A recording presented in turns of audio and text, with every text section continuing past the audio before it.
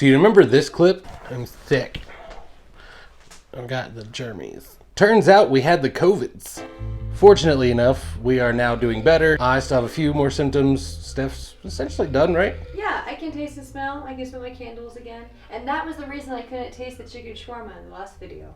I was kind of upset when my smell came back because it came back in the middle of the night when I was changing Liam's diaper, which was a very unpleasant thing to start smelling. Now that we got that out of the way, welcome to Brunchin with Bryan, the show where I cook, I drink, and everybody clap your hands. What the f*** was that? Today's episode is brought to you by bourbon and ginger. Now I had to hide the ginger ale because Stephanie decided that she wanted to drink most of it, so luckily I was able to find another can or two left over. Today we're doing Jim Beam and Canada Dry because poor people. It's already flat from it just sitting there for so long. Acting!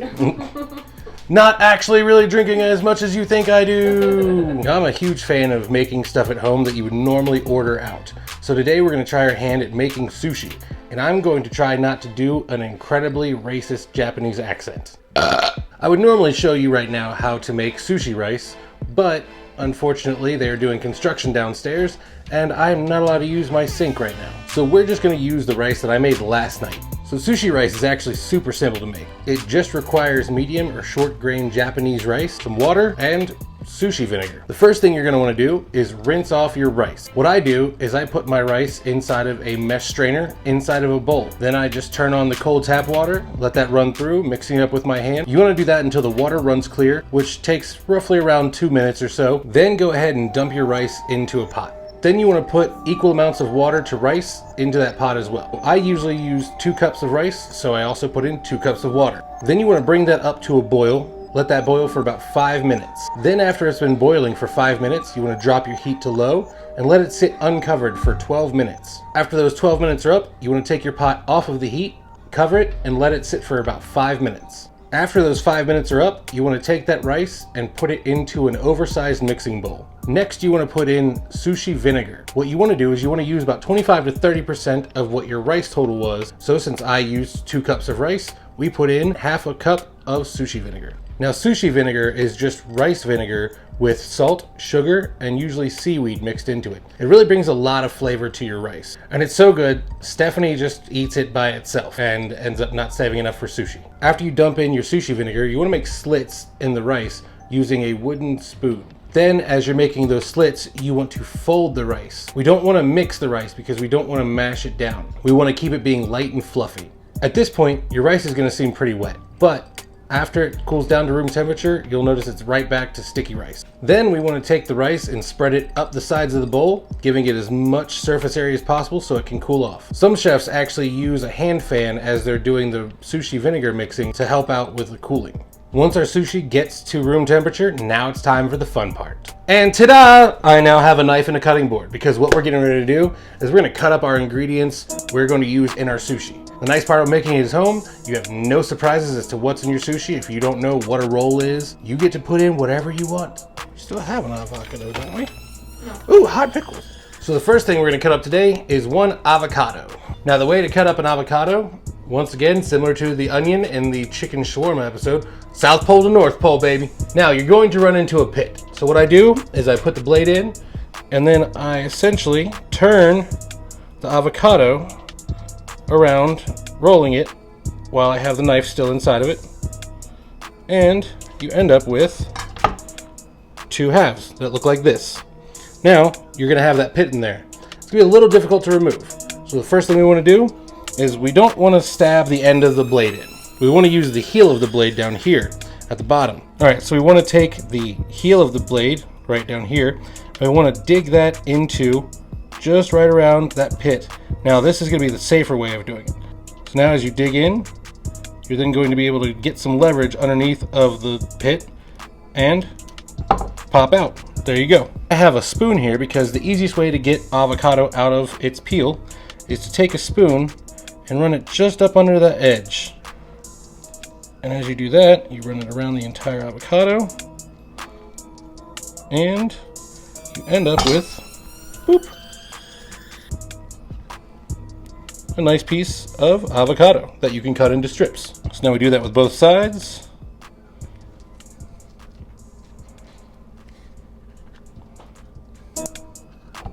Boom. Now you have clean avocado. Now what you're going to want to do is take your avocado and cut it into little strips. So what I do is I cut it long ways, going straight down.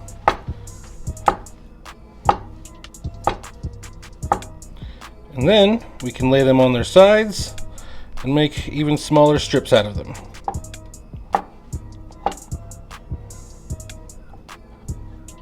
Boom. Now we have avocado for our sushi.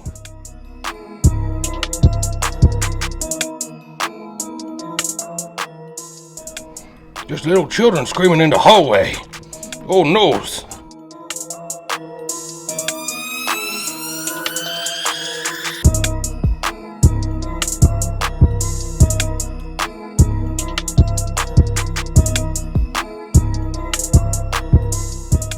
So the next thing we're going to be making is asparagus. Now with asparagus, you don't really need to do too much chopping. All you have to do is remove the stems off of the very bottom and you're set.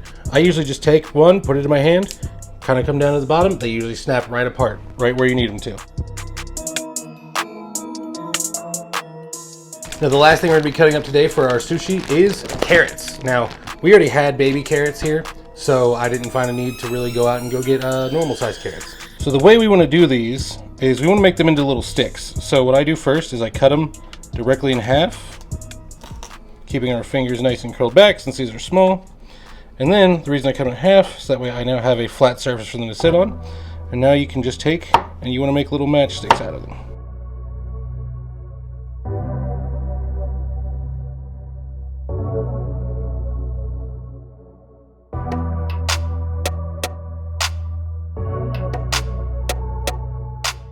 Alright, so when it comes to rolling sushi, we have right here a sheet of nori on top of a sushi rolling mat. Now I got 2 rolling mats, a spoon and a spreader, and 5 pairs of chopsticks on Amazon for $7.99, I believe. So these are not very expensive items. So the first thing we want to do is put our nori onto our rolling mat. We want to put the edge closest to us, so that way when we roll it, we want to make sure that the sushi rolls with it. We want the slats going left to right, so that way as we roll it away from us. So the first thing we need to do after we put our nori down is grab some rice and throw it on. Now our sticky rice you can put down with a wooden spoon and using the wooden spreader. I prefer to use my hands. Now if you're going to use your hands, you want to make sure that you have a bowl of water nearby, because the water will help the rice not stick to your hands. So what I'm going to do is I'm going to dip my hands in some water real quick, grab some sushi rice,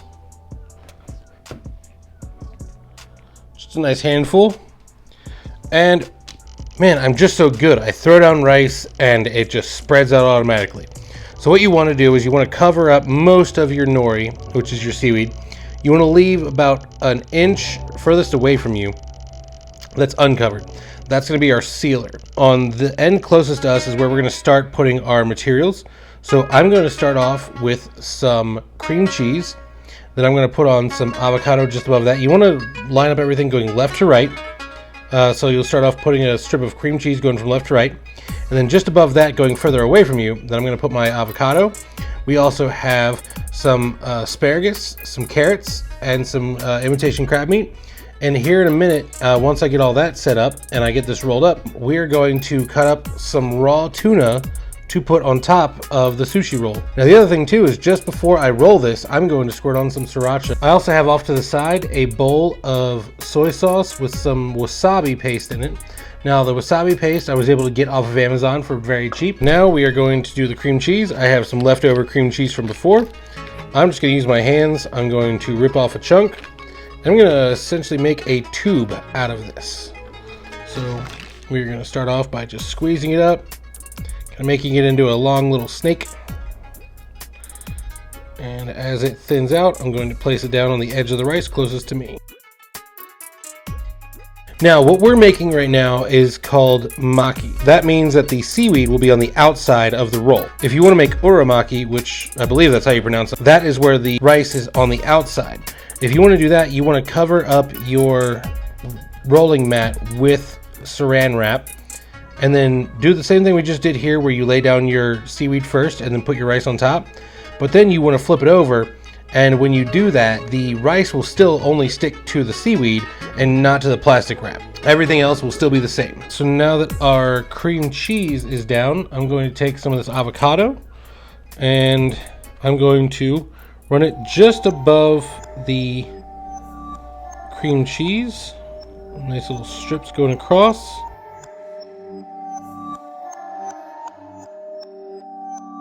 Next up, we're going to go with some strips of carrot. Now, normally I'd also add in some cucumber here, but I forgot to cut that up today, and I am running out of battery and out of memory, so I will not be doing that. Now we're going to add a couple of asparagus spears.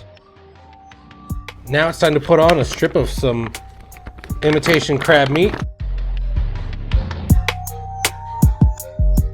So now that we've gotten all of our toppings on, what we're going to do is I'm going to take some sriracha, and I'm going to spread a little sriracha over here. Don't need a lot because we got some wasabi over here to add a little bit of extra spice, but I like a little sriracha on mine. Now comes the fun part. We start the roll. So we want to pick up the end closest to us, and we start rolling it away from us. As we do, we want to hold in our toppings, squeezing in on the sides. And as we roll, we want to peel back our roller. And now once we get closer to the edge, what I usually do is I take my soy sauce in my little container, and I'll dip a finger and run that along the edge of that seaweed, kind of help give it a little bit more of a seal so it's a little bit more damp. After you have wetted it up, we want to finish rolling it. So we want to keep going, let that roll, and then I flip it over and then continue the roller mat going through. And now we have our sushi roll. And normally what you might want to do is let that sit for a minute, let that that end adhere, so you don't have to worry about it unrolling on itself. So we are going to take and put that on a plate real quick. And we are going to let that sit for a bit. All right, so right now what I have is a slab of what was frozen tuna. This is a frozen tuna steak. So what I've gathered from the interwebs, and feel free to try this at home if you want to. I'm not telling you to, because if you get sick, don't come to me. What I've found out is that if tuna is frozen right after it's caught, not like freezer frozen, it's got to be lower than 32 degrees. It kills any parasites, which tuna apparently usually don't have parasites. So it's okay to get freshly frozen tuna at the store, thaw it out, and then utilize it for sushi. It's good to do research on your brands. So like tuna you can get, and that's wild caught. Salmon, you want to make sure that that's farm raised. And if you can find out, usually on the packaging it'll tell you, but if you can find out if it's responsibly fed, so that way it won't get any possible parasites or anything while it's on the farm, that's even better. Usually what you can do is you can go to your local store and talk to the person behind the counter and ask them if there's any kind of salmon or fish that would be good for sushi, and they'll be able to help you out. This is just something I found that I've tested out a couple of times. I've not gotten sick. We've been set. So I'm going to use this tuna steak today to make sashimi, nigiri, or sushi. So the difference is sashimi is just the raw fish. Nigiri is your raw fish on top of a small pad of rice. I've actually seen it done other places where they've used cucumber sticks that were done in vinegar. What we're going to do is I'm going to cut up that sushi that I just made, and I'm going to put a sliver on top of each piece. So what I'm going to do is I'm going to just cut some pieces off. This edge is a little messed up because I might have gotten into it before we started filming this. You want to make nice thin slits. All right, so what I've done is I've cut about 2.5 inch strips, 3-inch strips of this tuna, probably about maybe 1/4 inch thick. You don't want it very large. You just want nice little thin strips. So I'd recommend cutting with the grain. If you run your hand along some tuna steaks, you can usually feel the grain itself. So we're going to go ahead and probably get another strip or two off of this, and then this will probably be used tomorrow. So now that our sushi is sat for a while, we want to take this roll, and we're going to start off by getting our knife damp, because when your knife is damp, it makes it not stick to sushi. So I have enough water in here. I'm just going to dip the knife in there, coat it with some water. And what you want to do is you want to start off by cutting your sushi in half. So we're just going to go straight down the middle, cutting through. What I'd recommend is every time that you make a cut, go ahead and dip your knife in water, or wipe it down with a wet towel, or run your fingers along it with some water, and that way you can go ahead and start cutting up your sushi without it sticking.